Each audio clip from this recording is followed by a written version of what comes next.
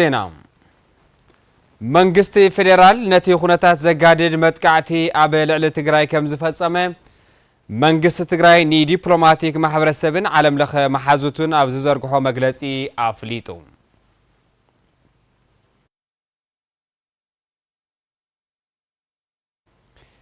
اب منغو حزبታት ኤርትራን ትግራይን ተጀሚር ዘሎ ርክብ ህዝብን ምብራኽን ሰላምን ልማዓትን ምርግጋጽን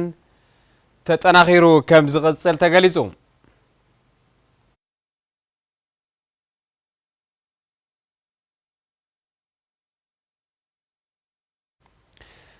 ጆኖሳይደር አገዛዛ ውልቀ መላኺ አብይ አህመድ አብ ልዕሊ ትግራይ ዝወልዑ ቁልዑ ኹናት ብጽኑዕ ከም ዝኹኑኖ ፎረም ሰላም ርክብ ህዝቢ አፍሊጡ ዝብሉ ዓበይቲ ዜናታት ዜና መጽሔትናዮም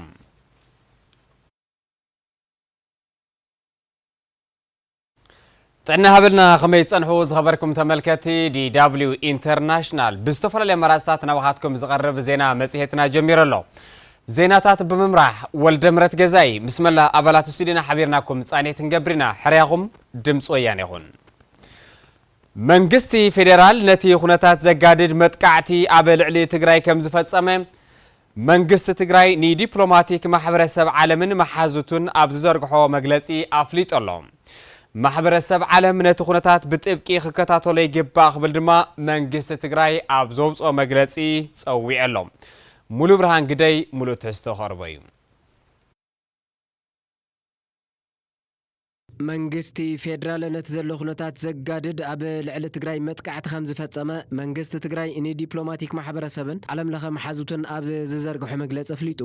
ሙሉእ ብምዕጻውን ብምኽባብን ኣብ ልዕሊ ህዝቢ ትግራይ ከቢድ ጉድኣት ዘብጽሐ ጀኖሳይደር ውልቀ መላኺ ኣገዛዛ ኣብይ ኣሕመድ መጥቃዕትታት ድሮን ብሚሊሻታቱ ዝፍጸም ግህሰት ሰብኣዊ መሰል ክፍጽም ድሕሪ ምጽናሕ ትማሊ ኣብ ምዕራብ ትግራይ ከባቢ ሸረሪና ነዚ ኹነታት ናብ ዝሓመቐ ብርክ ዘሰጋግር ወተሃደራዊ መጥቃዕቲ ፈንዩ ኣሎ ኢሉ ጀኖሳይደር ኣብይ ኣሕመድ ናብ ስልጣን ካብ መጸሉ ግዜ ጀሚሩ ጀኖሳይዳዊ ወፍርታቱ አንጻር ህዝብ ትግራይ አካይዱ ይዝበለ መንግስት ትግራይ ንዓለም ለኸ ዲፕሎማስኛታትን መሓዙቱን ኣብ ዝዘርግሑ መግለጺ ወድሰብ ዓለም ለኸ ገበናት ሰብኣዊ መሰል የሚሉ ንዝሰየሞም ኩሎም ዓይነታት ገበን ኣብ ልዕሊ ህዝብ ትግራይ ምፍጻሙ አፍሊጡ ውዕለ ፕሪቶሪያ ድሕሪ ምፍራሙውን ጀኖሳይደር ውልቀ መላኺ ኣገዛዛ ኣብይ ኣሕመድ ዕጽዋን ክባን ምፍጻም ወተሃደራዊ ምድላዋት ምክያድ ንትግራይ ንምድኻም ብምዕላም ንትግራይ ምኽባብ ዝብሉ ፖሊሲታት እንዳፈጸመ መጽኡ ዝበለ መንግስት ትግራይ ኣብ መግለጺኡ ንስቓይ ህዝብ ትግራይ እውን ንኽትግ ምቶ ኣብ ዘጸግም ብርኪ ኣብ ጽሒዎ ከም ዘሎ ገሊጹ ትማሊ ድማ ነቲ ኹነታት ናብ ዝሓመቐ ብርኪ ዘበርኽ መጥቃዕቲ ምፍጻም እውን ሓቢሮሎም እዚ ዝገብር ዘሎ ድማ ጀሚሩ ንዘይወዶ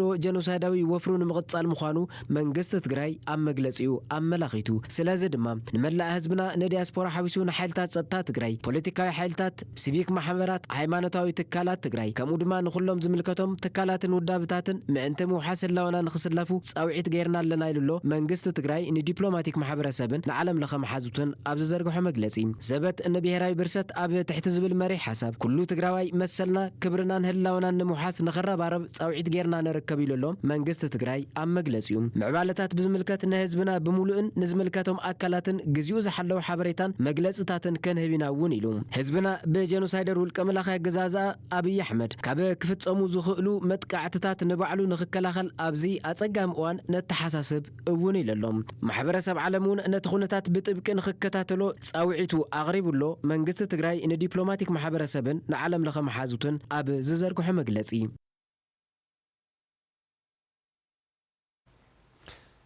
ኣብ መንጎ ህዝብታት ኤርትራን ትግራይን ተጀሚሩ ዘሎ ርክብ ህዝቢ ንምብራኽን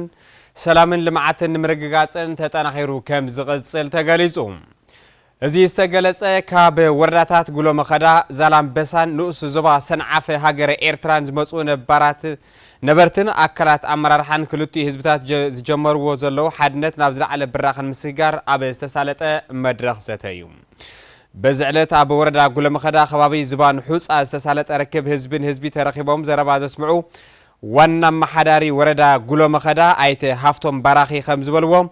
ህዝብታት ኤርትራን ትግራይን በታሪኽ ኣመጻጻ ባህልን መንነትን ሓደ ህዝቢ ከም ዝኾነ ብምግላጽ እዚ ህዝቢ ዝሓለፈ ቁስሉ ብምሕዋይ መጻኢኡ ብሩህ ኣብ ምግባር ክሰርሕ ድማ ጸዊዖም ኣለዉ ዋና መሓዳሪ ዞባ ምብራቕ ትግራይ ኣይተ ፍሳ ሃይላይ ኣብ ዘመሓላለፍዎ መልእኽቲ ድማ ህዝብታት ትግራይን ኤርትራን ዘለዎም ታሪኽ ባህልን መንነትን ከም ዘሎ ኮይኑ بسلاماو منجدي حبيركا منبارن مسرحن زمعبلو بتوسخ دما ناي حبار صلاي انتغاطمم حبيرم بمقلاس نعوس زبقعو مخانم سرعات درج نمودا استخايد قالسي حدا ابنت يخبلو غليصملو ازي انتبهال اب غعزه هوت صقم اينبرون مالت ايكونن زبلو ايت فسحم اتوانا ነገር كلتي ህዝቢ ጸገማቱ አሪሙ خيدገሙ ብልቢ እንተ ሰሪሕን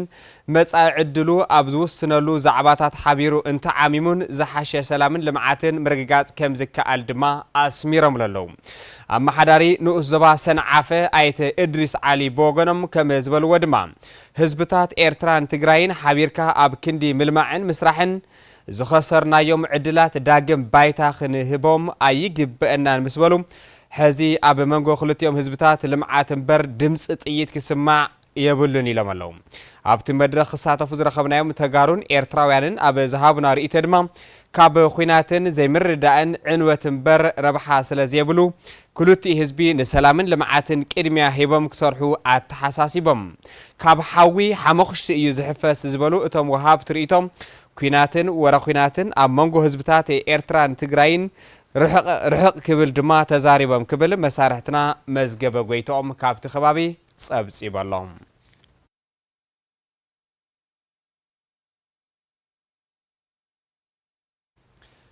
حزب تግራይ حزون اب استفلالي خبرتي صقمات خوينو حتوتاتن طلباتن بسلاماو منገድ ፍትሕሉ ይጽውዕ ምህላው ريتوم ان دمص ويانه تግራይ زهابو نبرتي ختما وقرو ገሊጾም مرسيت ገብረው ሃይዳ አዘራሪባቶም ዘላ በአንድ ቦታም ተኸታቲልና እንመለስ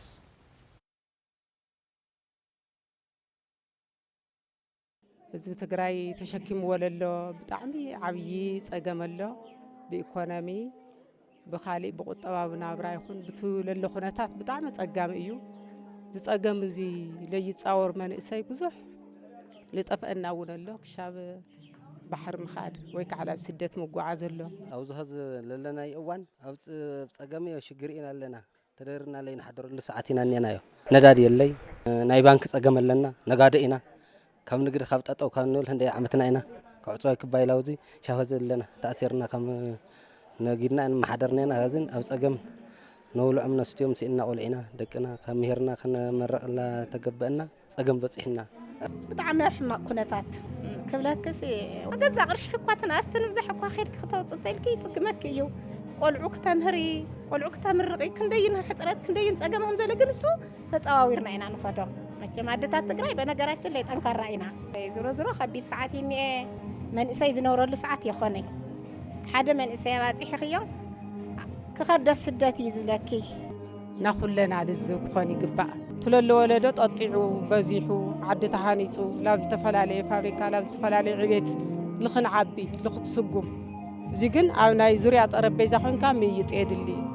منئسي تدراجيو عبيت خوينم شماغل عدتات تقطعخا تمخاخيركا እና او زوريا طربيزه تمايت كلاو ጦርነት ላይ ኮነ ስላው ሰላም سونا النوع على الخبل النوع على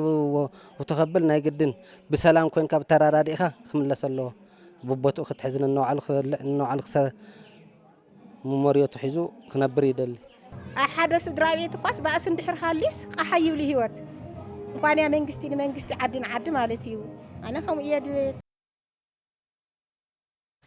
نابي كالي زين عن سجرنا زغبركم تملكتنا جونوسايدر أجزازا ولك ملاخي أبي أحمد أب لعل تجراي زوال عقول عقينات بصنع خم زخننا فرام سلام ركب حزب فليتهم جونوسايدر أبي أحمد أب منجو حزبتات تجراين أم حران زي زاري هلكي تنخفتر عالم يسرح بمهلاو كلهم حزبتات إثيوبيا خقاوم وخمس جبا زحبر فرام أب زوج مجلسي نتي أجزاز أن حنساب النحوارن موجدمات أنكر حبراو قارسي خجبر تصوي له ملو برهان قدي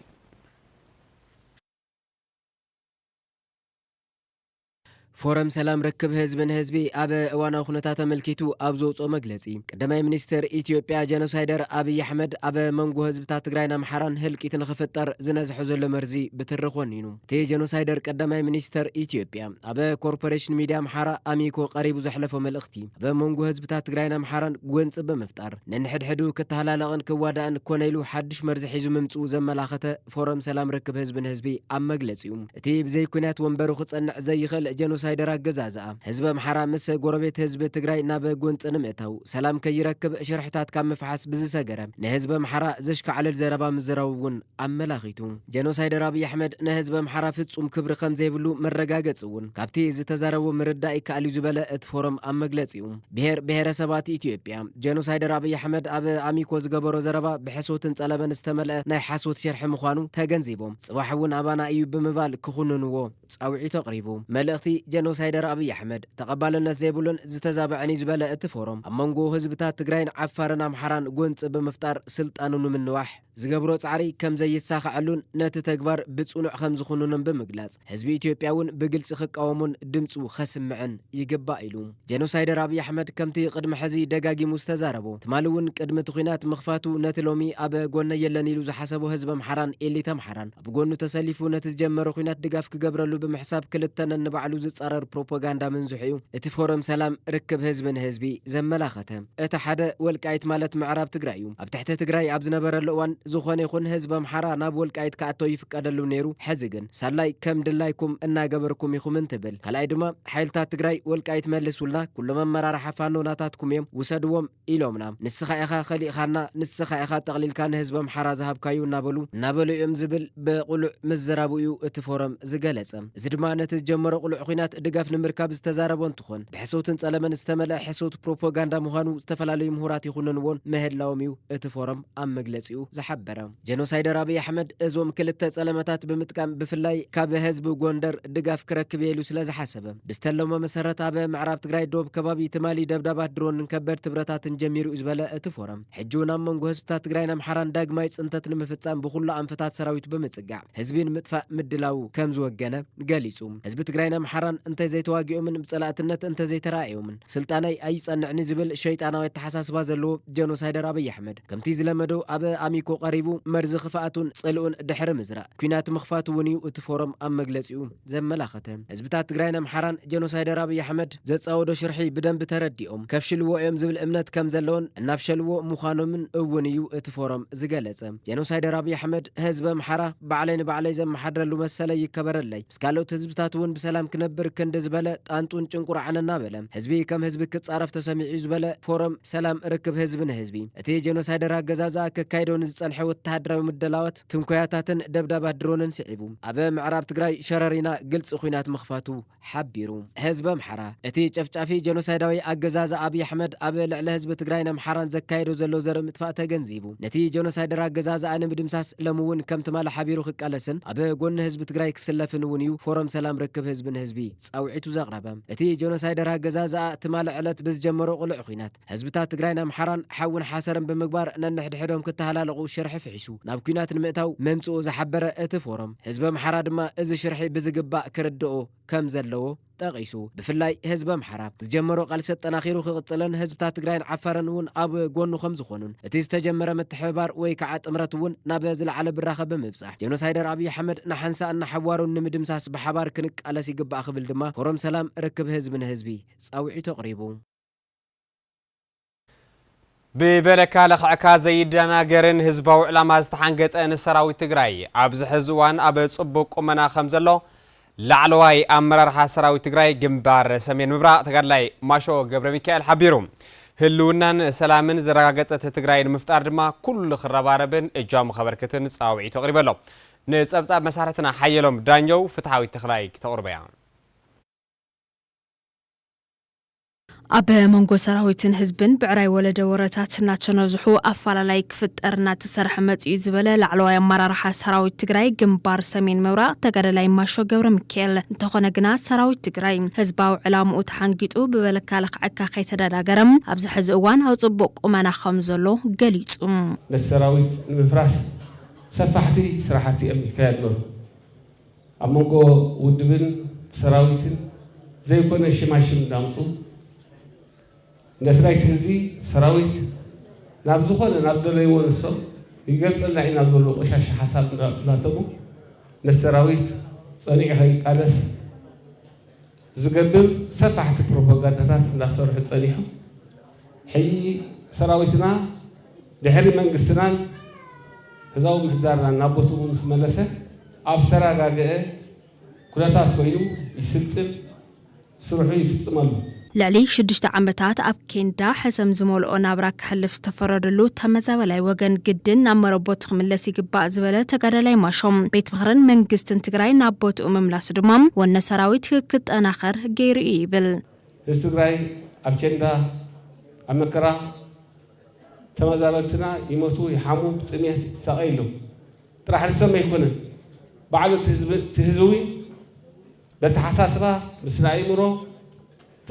كم تتفانقله يوم قرمه تراضي هي سرح نتن سرح سرحتي قطواو محسيتي أبتي حمل مصوتات كاني هذه سريحو كابوتانا بوتاتن قاسا ايسو سريح هيا كي نبر أبزي سراغ بولتكا بولتات يكون ما يقولوا لو أتوا فحبتن كل إثناتهم حساب ينهج تقراي إذا كم ديال دول أجمعت ناي مفتحن ناي مسكارن زرعنا بهلن تاريخ نزلوا هزي حيوين هزبنا كلهم حيتات نخته نحدا متخالص جمروا حقاو منقستنا نابوتو مملاسو زرعنا أبصراوتنا مورالين ونن هلخن كسعرينا ناي المنفسن زحدره كنا تاج تفتيرو ጸላእቲ ህዝቢ ትግራይ ከይደም ሰስካ ዝህሉ ሰላምን ህልውና ነይለን ዝበለ ተጋዳላይ ማሾም በዚ ድማ ዘበት ንብሔራዊ ብርሰት ኢሉ ዝተልዓለ ውፅእ ህዝቢ ህላው አንድሕነታን ዘረጋገጸት ትግራይ ንምፍጣር ክሕግዝ ይግባእ ኢሉ ይተገበራ ምድርኽ ሰራዊትና ምስ ደጀን ዝተሓራ መሬት ጸልወና ዝነበረ ጽልምን ዝተመንኩ ሰቂም ይሕይ በቃ ሕይ ዓወትና ናይ ግድን ጸላእትና ኣብ መቃብሮም ተዘይኮይኑ ጸላእትና እንዳሃለዉ ክንነብር ኣይንኽእል زلت بهراو برساتيلو وسيلو ومغلطي ابزغنتا تزي الى زلنا سراويتنا حيوين كم صح كم ابزغطل لوخ كم تناي وترنا سطيبنا حجر سماعتاتنا خبير حزبنا تخبرت تግራይ نولدو تحلف تግራይ كنفتر اب مسمرنا لنا نسخاتكم وين نتنا هنا زلو أو اشتنا زلوا تنكرن دخمتن تحجزون تفتحون سومهم حال ساميهم ماتريال يهون هذا حدا تفطروا تقدمات كن فترت لنا من الرامي هون كله دي ناتاتكم يمو تحي فتر وتفتر زلوا وعي نابزل على بالرخب إحنا له إحنا وين ثلاثنا دمسيسنا أما أورم هزنا سلام هنا تقرأ كن فترنا زلالة ما أخر سماعتنا يغني الله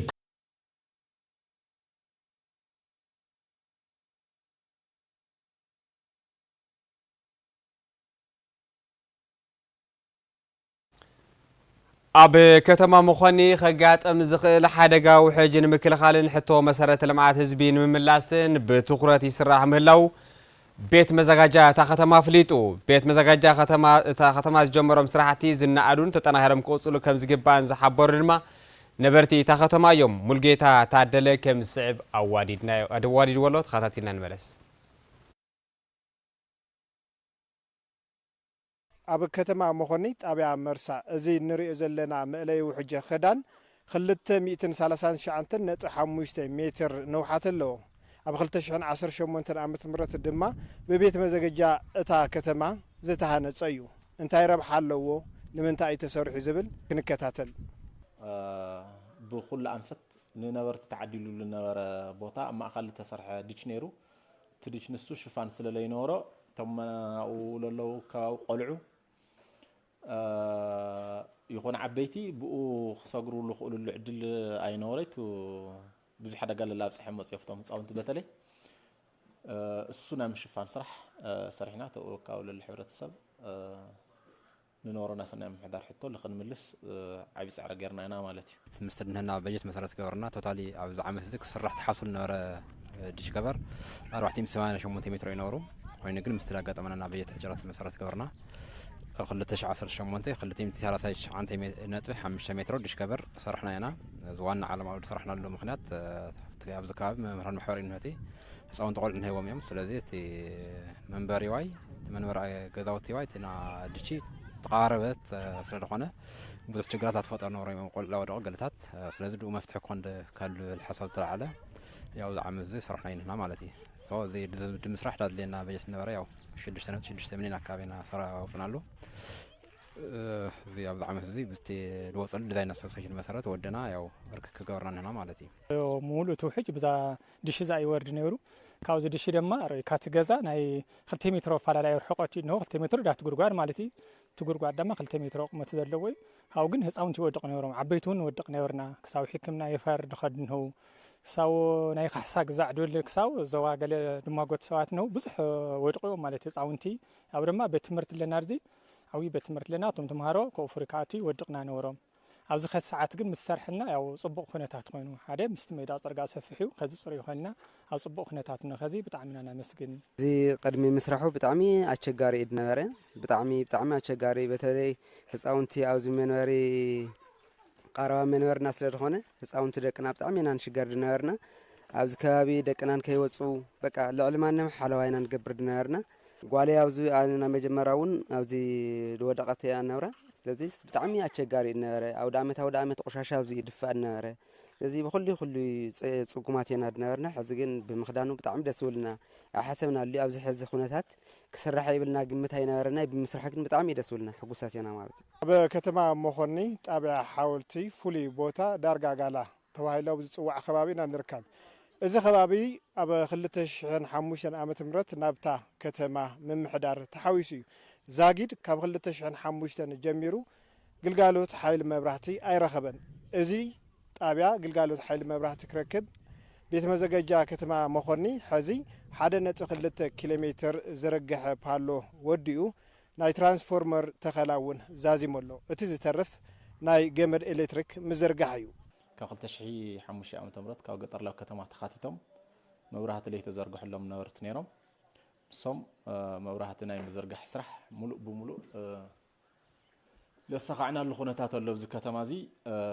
ትዝርግሐ መብራህቲ ዳርጋት ከተማ ካለሎ ወሰን ኩሉ መብራህቲ ልኽኣትዮም ቶም ብሊዝ ብነባር ትሕዝቶ ብሊዝ ብማሕበር ብኻሊእ ልተሃውን ንኽማላእ ለኽእል ኩነታት ይደሎ ናብ 4 ትራንስፎርመር በዓል 315 ኬቪ ዓዲግና ለድላ አክሰሰሪ ፖሊ ኩሉ አማሊና መብራህቲ ክዝርጋሕ ገርናሉ ኢና ብፍሉይ ድማ ኣብዚ ቀረባ ግዜ ብዙሕ ግዜ ሕተሉ ነበሮም ሰፈራት ነይሮም ቶም ሰፈራት ንሳቶም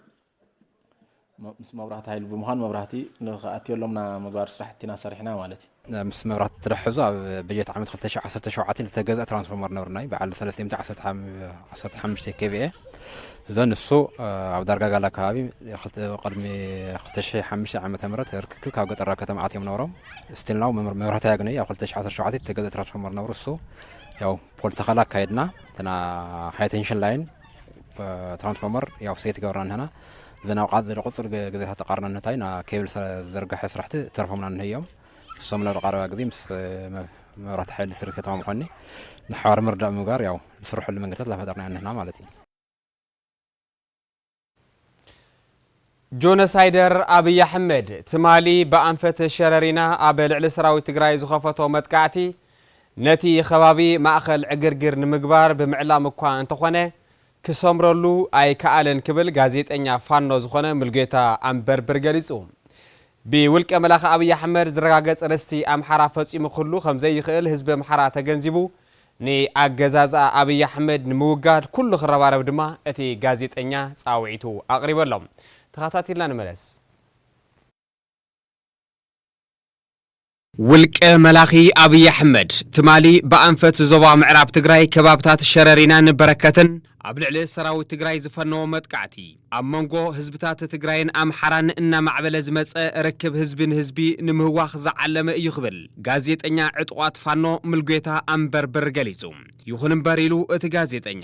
ሰራዊት ትግራይ ነቲ ዝተፈነው መጥቃዕቲ ውሕልል ብዝኾነ መንገዲ ዓጸፋው ምላሽ ካብ ምሃብ ሓሊፉ ካልእ ነገር ክገብር ብዘይምኽኣሉ በቲ ጆኖሳይደር ስርዓት ዝተፈሓሰ ውዲት ድማ ሙሉእ ንሙሉእ ኣበርዒንዎ ኣሎ ክብል ገሊጹ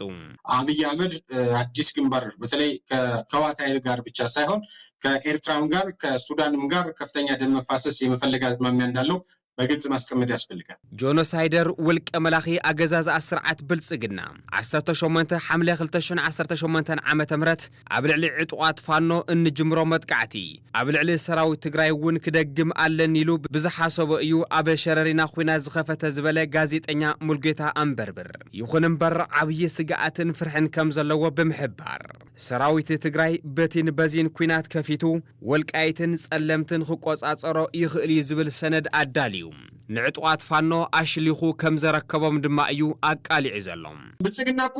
በምዕራብ ጎንደር በኩል ወረራ ሊፈጸምባቸው ነው በሚል ለፋኖም ሳይቀር ዶክመንት አዘጋጅቶ እኮ በራሱ ሰዎች አጋርቷል። ሰራዊት ትግራይ ኩናት ዝኸፍት እንተደኣ ኮይኑ ብሓደ ግንባር ጥራሕ ዘይኮነስ ብተመሳሳሊ ግዜ ብኩሎም ግንባራት ዝውልዕሉ ልምዲ እዩ ዘለዎ ዝበለ ጋዜጠኛ ዕጥቋት ፋኖ ምልጎታ ኣንበርበር እቲ ኩናት ንውልቀ መላኺ ጆኖሳይደር አብይ አሕመድ ከጥፎ ከም ዝኽእል ድማ ዘጠራጥር ነገር የለን ኢለሎም ህዝቢ ኣምሓራ ክፈልጦ ዝግባእ ጉዳይ እንተሃለወ ድማ ይብል እዚ ጋዜጠኛ ኣገዛዝኣ ስርዓት ብልጽግና ዝምልሰሉ መሬት ከም ዘየለ ክርዳእ ኣለዎ እኳ ደኣስ ኣብ ሸዋ ወሎ ጎጃምን ጎንደርን ዘሎ ግዛኣት ኣምሓራ ቆራሪሱ